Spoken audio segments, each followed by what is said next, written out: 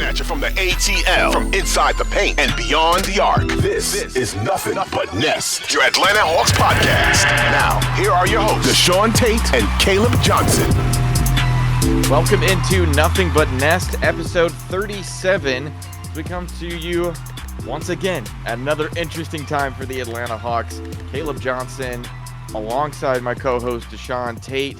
After an Atlanta Hawks win, the Hawks doing this whole thing, Deshaun, that I know we talked a little bit about, but we have now reached an NBA record of staying as consistent to 500 as possible, as the Atlanta Hawks went for 28 straight games. This team has been at 500 or within a game of 500, as the 120-118 win over the Cleveland Cavaliers puts this Atlanta Hawks team at 38-38 on the year.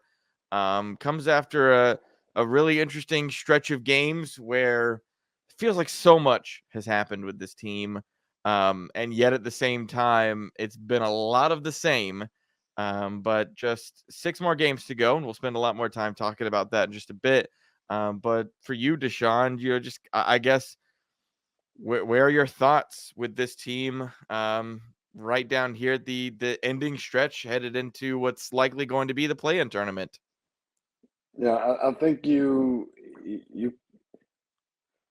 pin the tail right on the donkey. I guess you hit it right on the head. It's been a lot of the same, which I guess we always talk about the consistency thing. Yeah. I'm not sure that there's, again, this feels like glass half full or glass half empty. You can feel like, man, I thought we were going to get a little bit more and start making a push. That was one of the things I predicted or projected. Everybody knows that. But you're not losing all of those games. There's games that you're winning. That's how you're staying put where you are. So I guess there's some positivity in there if you're looking for some consistency. And then finally, of course, we have an instance where, they've got more wins than the amount of podcasts that we've done so far. So that if you're looking for a good start somewhere, then I guess that would be it. Yeah, I think it's one of those. I want to go all the way back to Indiana, where I feel so often that you and I get on here and I spend my time just kind of not doom and gloom necessarily, but just kind of down on this team, not really sure what we're seeing. And yet there've been some bright spots along the way. You go back all the way to the weekend and the Hawks dominating the Pacers, scoring 143 points, a season high this year. Overcoming Trae Young losing his mind there for a quick second and throwing the ball at an official, dealing with that whole thing. And so it's like, all right, there's so many ways that different elements of these games are, not going in the Hawks' favor and really could send them on a really negative trajectory. And yet they are staying consistent. Like they're not completely falling apart and they're not soaring. They're staying head above water. They're staying afloat, which is honestly the best that I could ask for this team. I think there is this aspect that we have to be truly realistic about what this team is right now. And it's not going chaotically bad. It's not going necessarily really well. And then there's just these small little elements that we're getting along the way. We're getting these games from Clint Capella where he's got, I think it was like 17 points, 18 rebounds. And, we're getting these bright spots from Onyeka Okongwu after the Cleveland Cavaliers game. Onyeka Okongwu, 11 of 12 from the free throw line. Like, this is just amongst the stuff that wants to, makes me want to pull my hair out when I'm seeing this team with unnecessary turnovers, just all of these different elements. At the same time, it's like, okay, there are positive signs that this is headed in a positive direction. It's just not going to happen as quickly as maybe we really would love to see it happen and had hoped for. And I definitely want to get your opinion on the whole. We hadn't done an episode since the Trae Young, I guess, you know, forcefully throwing the ball Yeah. at the referee. And we can get into that a little bit later. But so much of everything that has happened over the course of, at least definitely since the All-Star break, has just felt very mediocre, very average. It's not only what the record has shown, um, but I mean, even in those instances where we have this team at the beginning of the season where we were just like, this looks like poop. You know what I Mm. mean? Like, at least now we can say it looks like average. So at least there is some optimism. Well, and, Um, and to take your thought about, this team being average even further, it showed up this past weekend where they had a back-to-back. They won the first game, lost the second game, which mhm, then moves their record to, in game one of back-to-backs this season, the Atlanta Hawks are 9-3. In game two of back-to-backs this season, the Atlanta Hawks are 2-10. So it's just like, moving even further to this, well, you win some, you lose some kind of thing. mhm. It feels like it rears its head in so many different areas, all along the season, and even again, like I said, this past weekend. I'm gonna be really interested to see just like, there's so many teams that we feel like we know the identity at least. We have a good feeling about who they are. Hmm. Obviously, we can't really say that about the Atlanta Hawks, outside of just the word average or mediocre like we have before.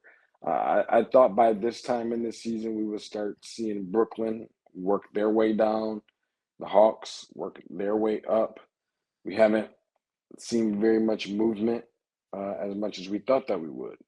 Um, but I'm gonna be interested to see, even not that this has much to do with the play on the floor, but how the fan base reacts to what happens in the postseason.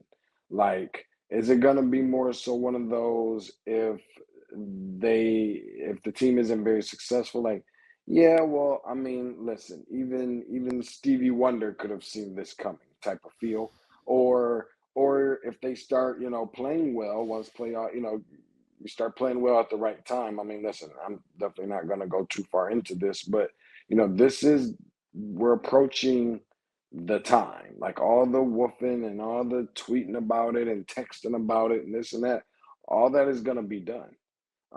This is just much like how I compare, my fascination that I have with March Madness. This is the time that the players come to play. This is the crunch time. This is the I don't know if I can say this, but this is the nut up time. You know what I mean? Like that's what Yeah. this is for the Atlanta Hawks in terms of what we're approaching. So in the event that they come out and do very well and then start shocking some people, everybody's gonna get, behind them. Obviously, that's something that we're keeping our fingers, toes, eyes, everything else crossed, T's and everything else, that they're successful. Um, but what is the realistic expectation for this team? Like, what can the Atlanta Hawks do? And feel free to tweet at us, or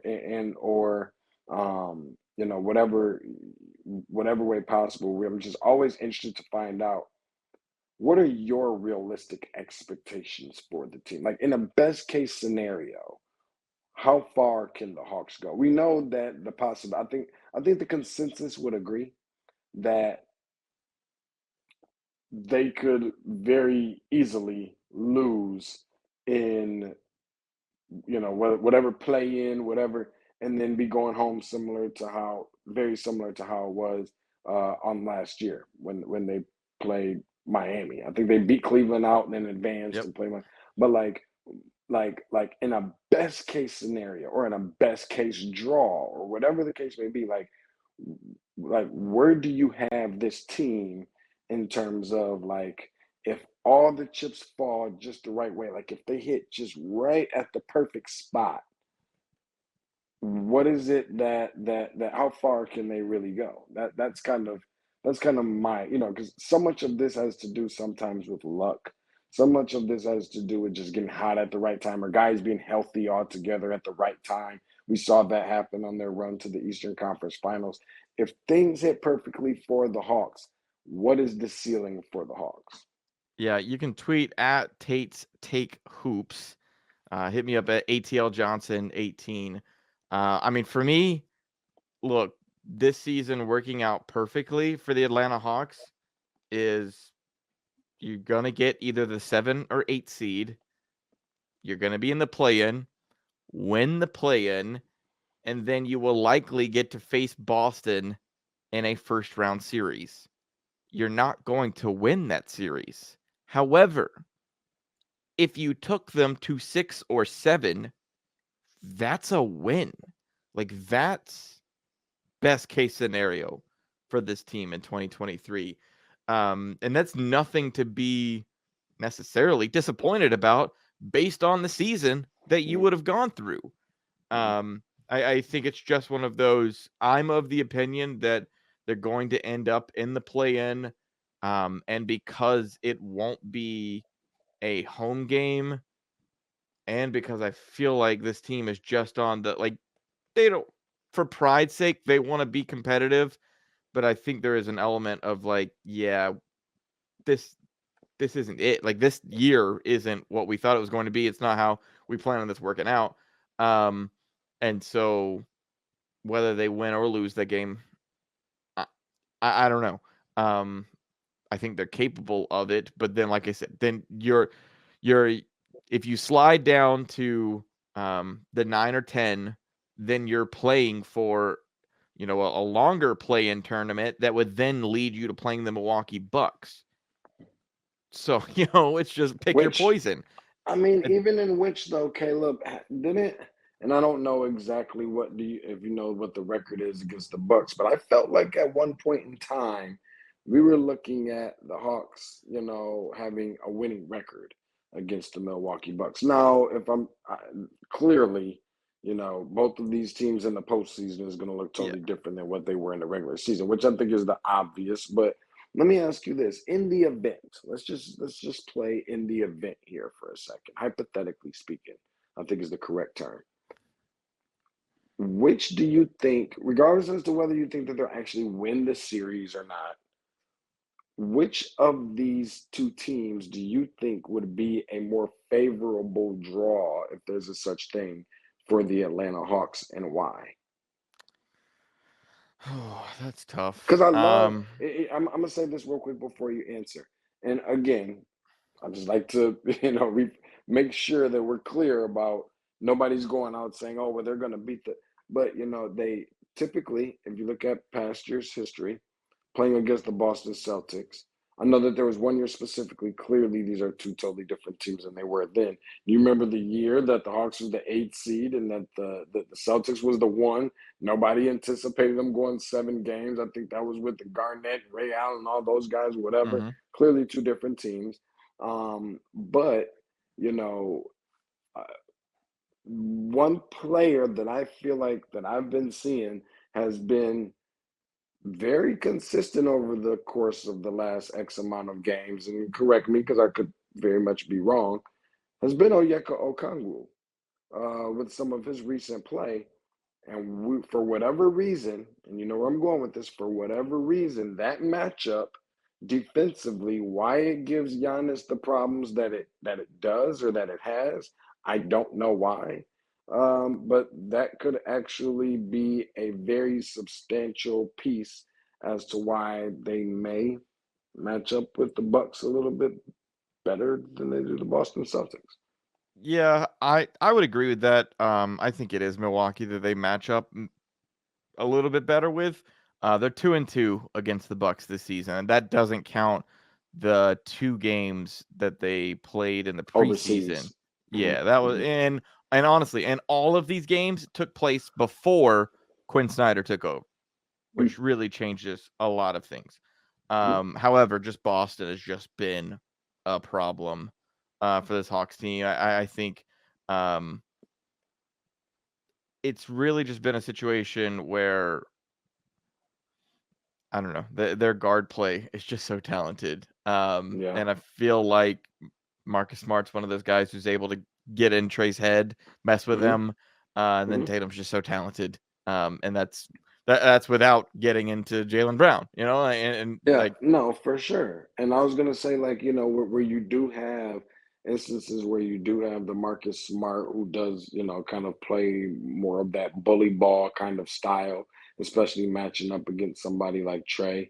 And then between, Tatum and Brown, who are kind of like can play guard but can play wing also. yeah. But then don't forget about the other piece being Malcolm Brogdon that they acquired. Well, I was just about to say, yeah.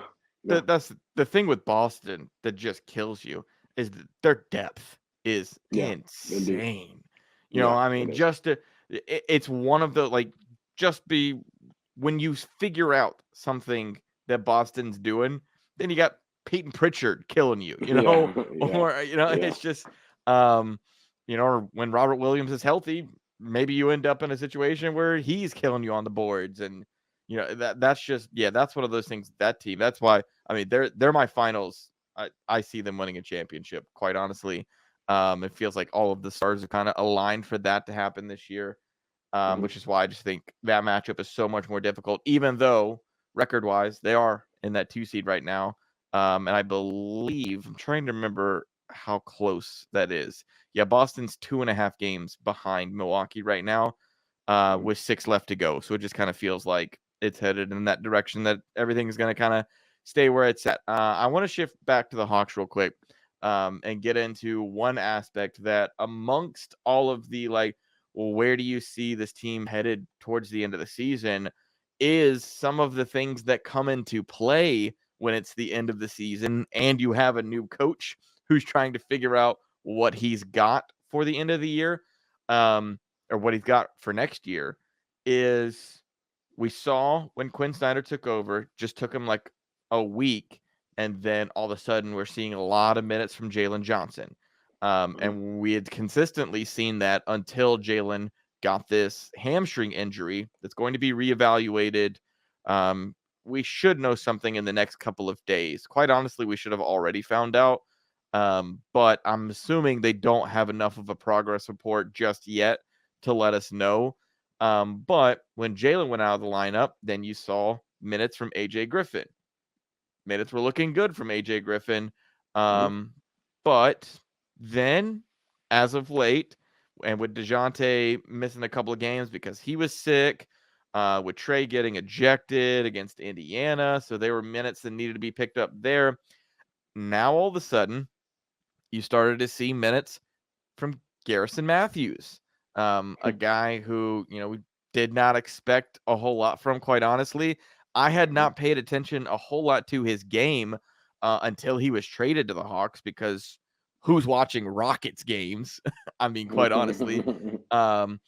And it was, I feel like I had to be like Shaq on that one episode of Inside the NBA, of like, I didn't recognize your game, sir. Like, I have to apologize. Because Garrison showed up, and I think Quin Snyder was really kind of playing him for the defense that he could bring in the moments that he did, in his shooting abilities.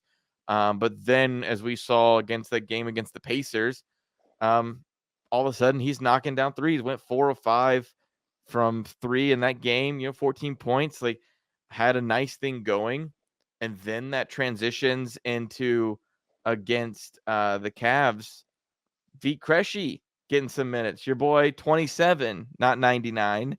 Getting some big minutes, or not big minutes, 9 minutes, but minutes nonetheless, to see what these guys have got, what they can do.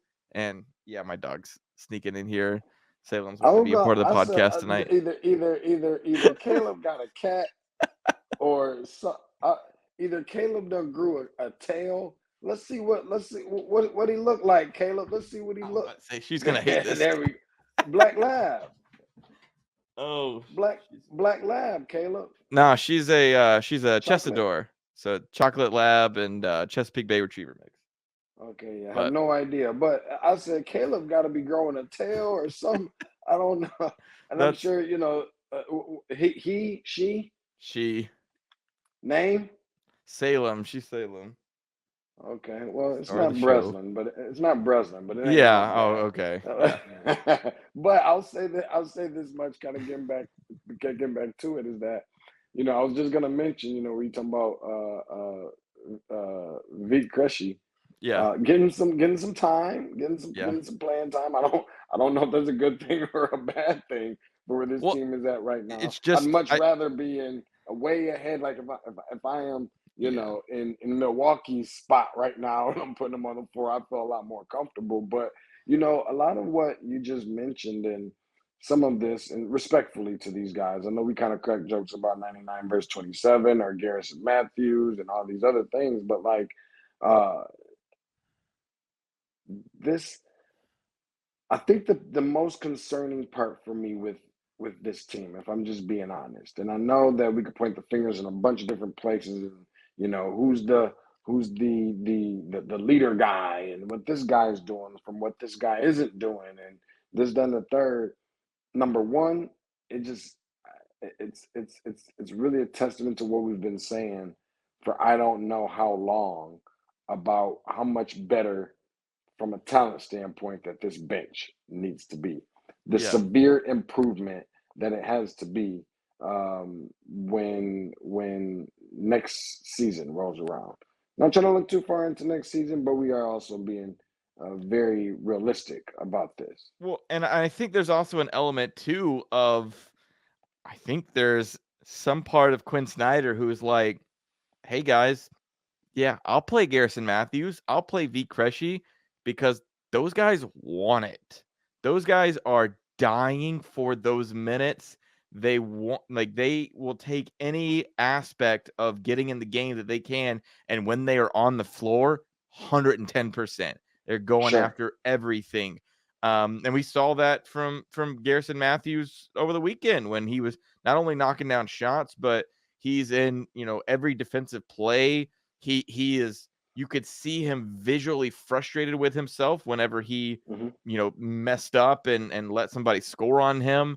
And he was very open in post game talking about how he's got to fight for everything that he's got, and he is the only player to come from Lipscomb University to make it in the NBA. So there's just all this dog mentality essentially Sure. coming from these guys that I think Quin's probably wanting to channel a little bit and be like, hey, play like this, especially when Quin's talking about a lot of the Hawks' issues on defense being effort related.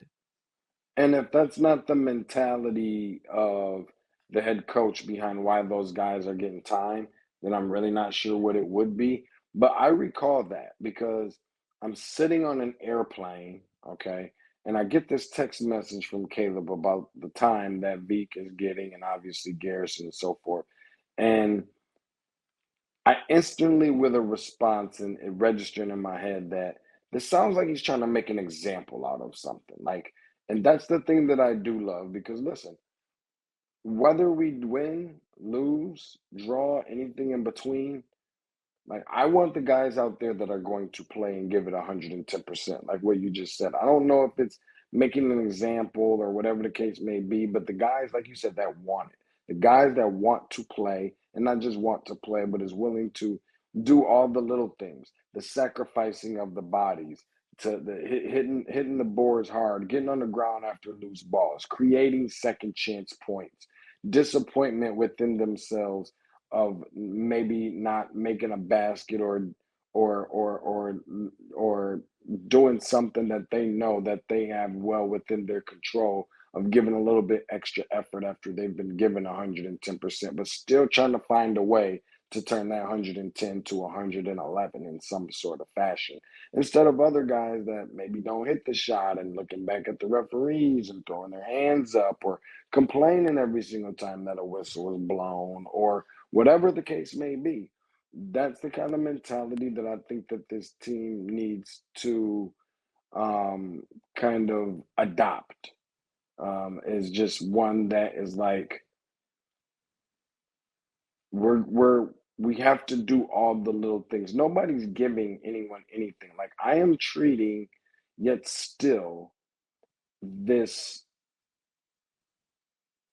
average, mediocre performance of the entire freaking season like we're not even making the playoffs. It's Sure. easy to mail it in, knowing that you're likely going to be playing for a play-in spot. I'm not really sure that I get the vibe, the energy, the feeling that these guys are taking offense to where they are, like being very unhappy with where they stand. I'm not under that impression at all, just based on what we're seeing on the floor. Um, and that's something else that they have to adopt because I'm not going to say it looks like they don't care of where they are currently, but it just Well, kind of feels like it is what it is as long as we're in and take care of our business from there. Like, no, I want these last 6 or 7 games to be treated as if we need them in order to have any kind of crack at a play-in position.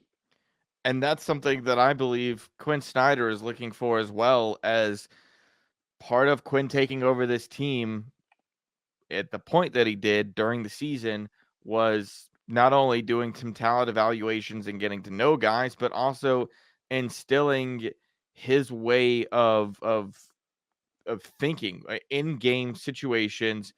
This identity. You and I have spent a lot of time talking about the fact we have no clue what the Atlanta Hawks identity is.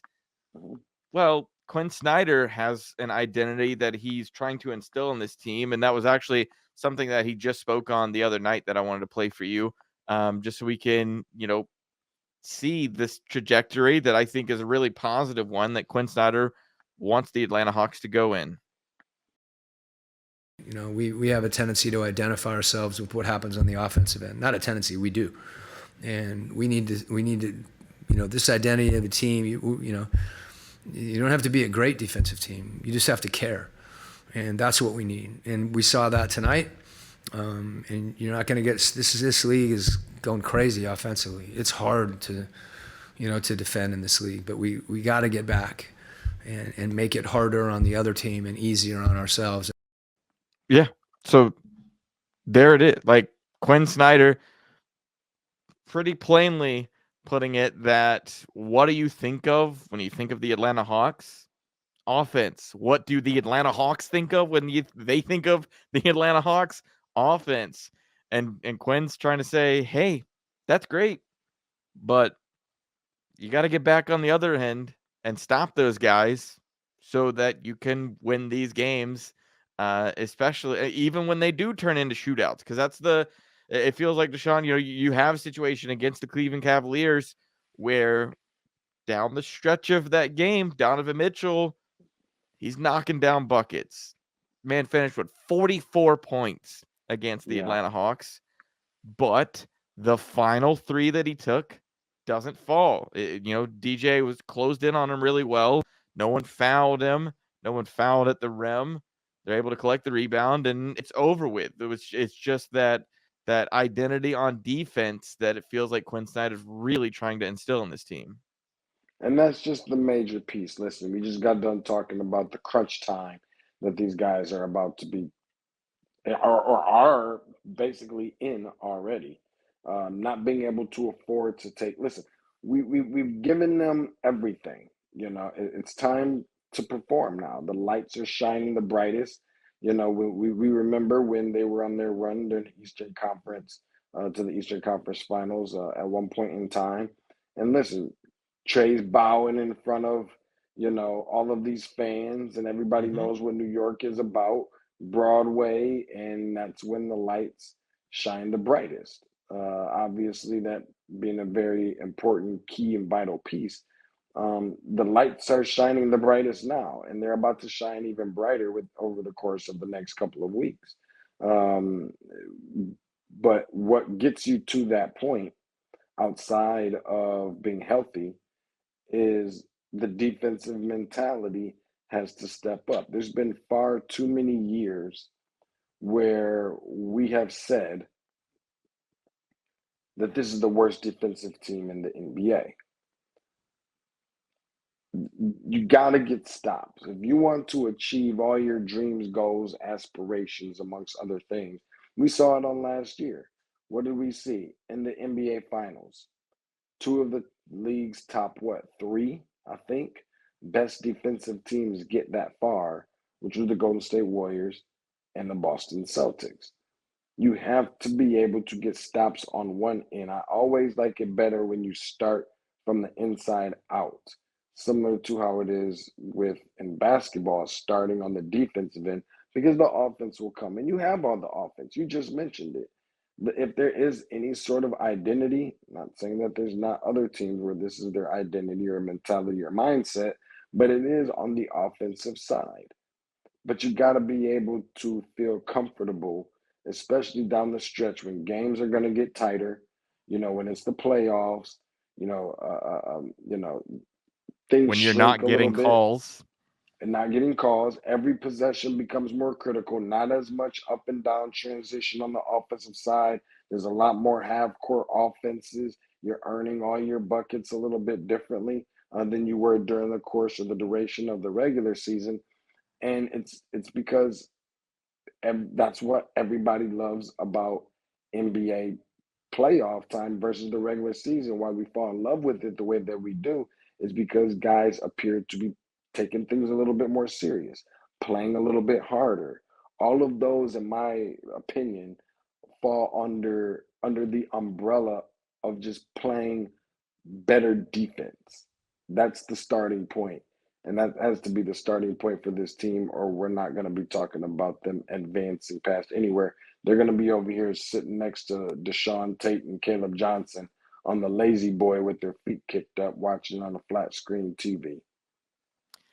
There's one other element of Quin Snyder and the type of team that he's looking for that has surprised me a bit. I think based on knowing what this team is and how I would have assumed Nate McMillan was coaching this team, but with this team, they're shooting a lot more threes as of late, and they're not always hitting.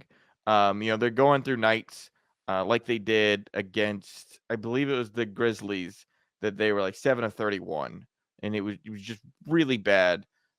Couldn't hit threes, and the Grizzlies did hit threes, and that was the difference between that game. Against Cleveland, they shoot 12 of 27 from three, which is a lot of volume, but they're knocking them down. They were at one point, they were like one of the bottom two teams in the NBA in 3-point attempts. Just simply from the fact of you started thinking about who is on this roster, not a whole lot of guys who shoot threes. But you've got guys who can. You've seen a lot more of DeJounte knocking them down as he did against the Cavs. You got John, who's actually looked better and is still trying to keep that consistency up. I think DeAndre should be further along than he is, but it's just not there quite yet. But there was something that Trae said after the Memphis loss that really caught my attention, and it really surprised me as this direction that Quin Snyder's trying to take this team. And I want to get your reaction to this, Deshaun. We're all just trying to create for each other. We probably got to shoot a little bit more threes when we're open instead of just waiting for the closeout. But, I mean, we'll get better at that. I think that's something that Coach is new for us. As he emphasizes shooting more threes, and guys just just haven't really necessarily been told to shoot it every time whenever you get it. So I think that's good for our team, and it's gonna help us in the long run. Guys haven't necessarily been told in the past to shoot when they're open. I really struggled with that one, where there's no way that Nate was telling these guys to pass up open shots, right? Like, I I'm confused at this element of watching this Hawks team pass up open shots. They didn't do as much of that. They were actually a lot better against the Cavs, which helps in a win. But this idea of passing up open shots because they're just not used to it, just seems so bizarre.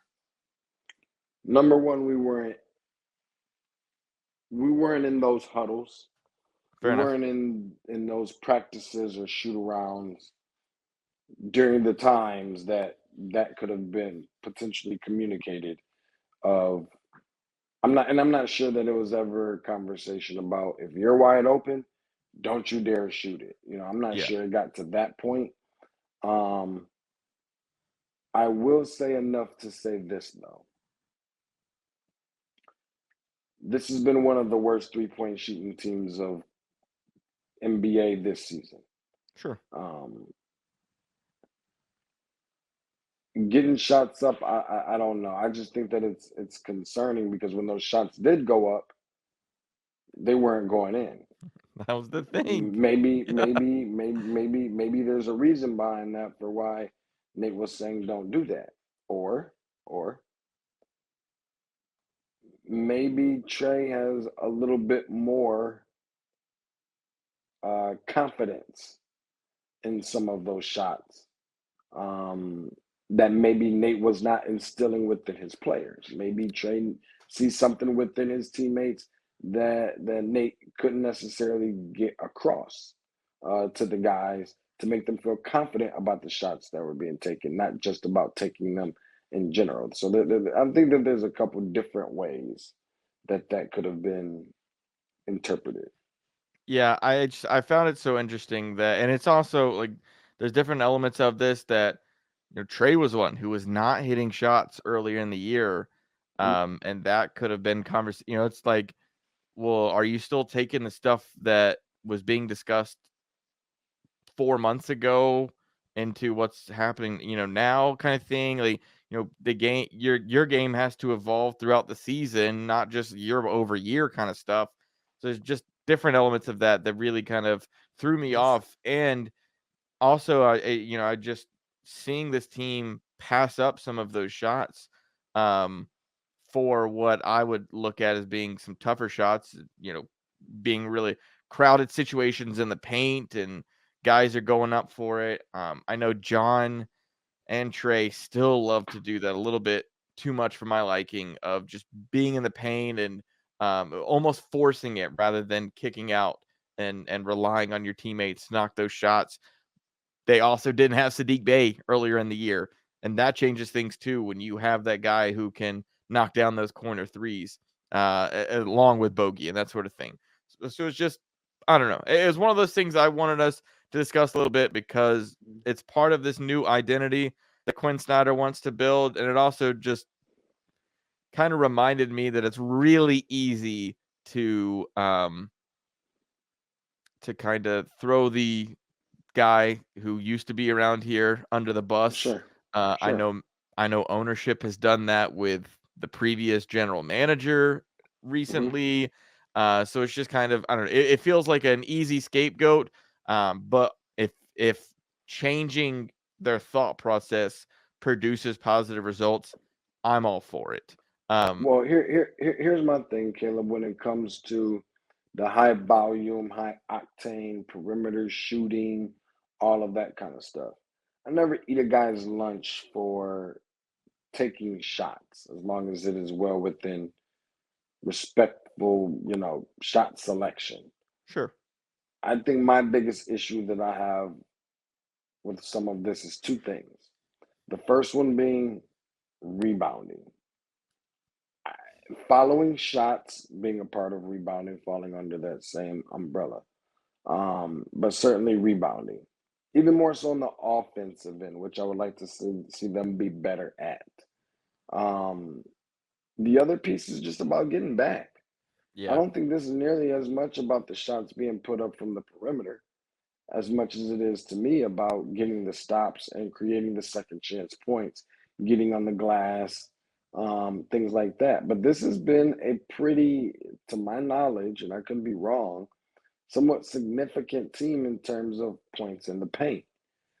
Just because they are so lethal in positions where Trae requires so much attention from defenses when he gets in between the teeth of the defense, because of his ability with the floater, the teardrop, or to throw the lob. So this team has been, for a really good reason, they've been pretty good in the painted area. Obviously, if you look at how atrocious the three-point shooting has been, then it will all kind of add up and make sense to you. But my biggest thing is just really going to be rebounding on both sides. But, I definitely like the chances that you get when you rebound on the offensive end. That being the first thing. And then the second thing is getting back on defense. Make the shot, miss the shot. You got to get a stop on the other end. And that is also not necessarily the most appealing thing to this generation of basketball that we have kind of gotten accustomed to knowing it. It's kind of Yeah. gone in the direction of, well, we ain't worried about it, getting a stop on the other end just so that we can outscore the other team, which ultimately will result in winning the basketball game. Who has the possession at the end to determine who's going to win that game. I don't necessarily love that mentality because no matter what you do on the offensive end, the mentality that I love more is being able to shut guys down. Some people are just offensively driven people. That's not just Trae. That's not just one or two guys. That's just in general. The guy who's doing the dirty work or the grunt work, doing all the heavy lifting on that side, the Capellas and things like that. Those aren't the guys that are, that everybody falls in love with. They love the guy that can shoot the shots and put the ball in the basket, which is great. People will tell you, "Oh, it's a make and miss league," and you got to be able to put the ball in the basket. If you don't, okay, that's clearly stating the obvious. But I still think that you have to have those pieces who hang their hat on the defensive end, especially when they know that it's not their night. Not just going out there shooting, trying to shoot their way out of it, but also saying, tonight's not my night. Clearly it's somebody else's. Or why don't I stop shooting as much so that I can have the ability to put the ball in the hands of someone else who might have the hot hand on that night and focus on getting stops on the other end. That is ultimately what I think will help the team that much more. Yeah, I think the transition defense thing is something that Quin Snyder has talked about in these post game sessions and in practice sessions a ton, especially within the last week. Where I thought it was important that Quin even was talking about, hey, I'm trying to get these guys of, whether it is a turnover, which you don't want those live ball turnovers, or it's a rebound for the opposing team, that our first step is so vital in our transition defense. We don't need to be doing the, oh, I can't believe I just made that mistake, or, oh, Yeah. I can't believe the official didn't call that, because he was like, that first step, if it's bad, you're done for. And the possession, it's in their hands, and that's a basket for them. I think the Hawks have taken that too lightly too often, where once it's across the timeline, it's just like, oh, yeah, all right, that possession's gone. They score, and let's just get the ball and, run it the other way. And it's like, well, no. I think Quinn's really trying to stress of like, no, let's take that just as seriously as anything else and shut it down. Here's the last piece that I will say about that with the jump shooting and things of that nature. You mentioned something earlier in the episode about the turnovers. I'm always one that will live and die on the side of the fence that would much rather you take a shot, even if it has to be a bad shot. Of course, that's not something that I love the idea of, but I'd much rather you do that than to give the ball to the other team somehow and allow them with an opportunity to now run the score up even higher by 2 points or 3 points. Sure. I just want to make that part clear because I think sometimes that goes unnoticed when we start talking about the shooting, but that poor shooting, that's giving you a 50-50 chance of it going in or not going in. But when you give the ball around over to the other team, that's giving you a 0% chance of the ball going in, at least for you anyway. Yeah. All right, let's before we get out of here, let's look ahead at this upcoming schedule. We've been talking about it, the fact that the Atlanta Hawks have 6 games left on the regular season before the play-in tournament that they are hopefully in. Would love to see this team in the 7th seed. Most likely, it feels like it's going to be the 8, and you don't want to fall any further than that, or things are going to get really difficult for you to get out of that play-in round. One of the teams that is right around the Atlanta Hawks, probably they're past the point of reaching, I believe, but still a team that you need to beat is the Brooklyn Nets. You'll go to their house on Friday and get, hopefully a win over a team that obviously doesn't have KD, doesn't have Kyrie, but the pieces that they've been able to collect in return in those trades haven't been as bad as people thought they were going to be. And then at the same time, Jacques Vaughn's been a pretty impressive coach, I believe, so far this NBA season. But just really quickly running through the final 6 games. Of course, we'll be talking about this as we do more episodes. But Brooklyn on Friday, come home, face the Dallas Mavericks on Sunday, go to Chicago on Tuesday, come home, play Washington on Wednesday.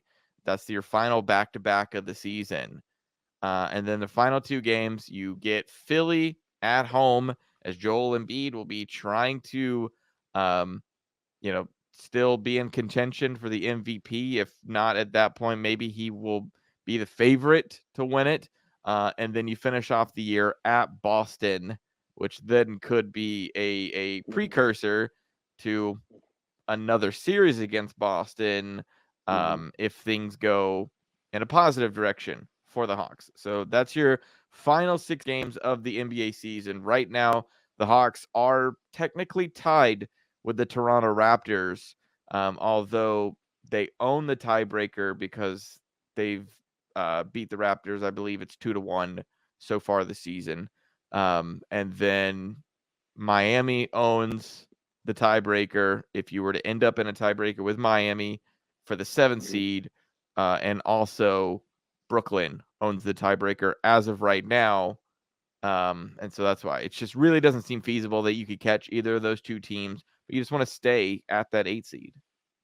Here's my last piece on that, Caleb. You just mentioned the teams that are going to be played over the course of the next 6 games. Much like it was when we were going into, finishing up before the All-Star break, amongst other things, just do what you've been doing. Give me my 500. Yeah, that's all I want you to I'm do. with you on that. Just go 3-3. You've been consistent this whole time. Don't do the 2-4. Don't do the 1-5. God forbid you go 0-6. I don't think that's happening, but just give me at least, of course we know that we want above 500 over the course of the next 6 games. At least give me 3-3. And then I can at least sit back and say they were consistently average, and to a degree, glass half full. There's a lot of teams that hasn't even been consistently average. So at least give them some sort of credit along those lines. Yeah, the 3 that I want are Dallas, Chicago, and Washington. I feel like those are the most winnable games, and those are the games that, catch a Dallas team that's obviously sliding and most likely out of not even going to make the play-in tournament this year, as they're the 11th seed right now. And I believe OKC owns the tiebreaker between them. But then Chicago is behind you, so you don't want to lose to a team that's trying to gain ground on you. Correct. And then Washington, a team who is out of it, but also in the Eastern Conference and a team you don't want to slide again. You don't want to help anybody out. And so it feels like help yourself and get those 3. If you can pull off Brooklyn, that's great. If you can pull off either a Philly or a Boston, that would be beautiful. But I'm with you. Let me 3 get and one 3. of those. Let me get one of those as a part of the 3. Okay. Let me get the Philly or let me get the Boston. I need one of those to feel, And you could end up in a situation where by the time you're playing Philly and Boston, who will have locked up where they are in the playoffs, you might get, a bunch of guys who have, calf strains and lower back tightness and all that sort of stuff. So sitting down, getting ready for the playoff push. Yeah, you could look out and get that. You just have to not play down to the competition that you'd love to do so often this season. But that'll do it for this episode of Nothing But Nest. For my co-host Deshaun Tate, I'm Caleb Johnson. Thanks for watching us on YouTube, and thanks for all of the downloads and following the podcast, and for listening to this episode. We'll talk to you guys soon.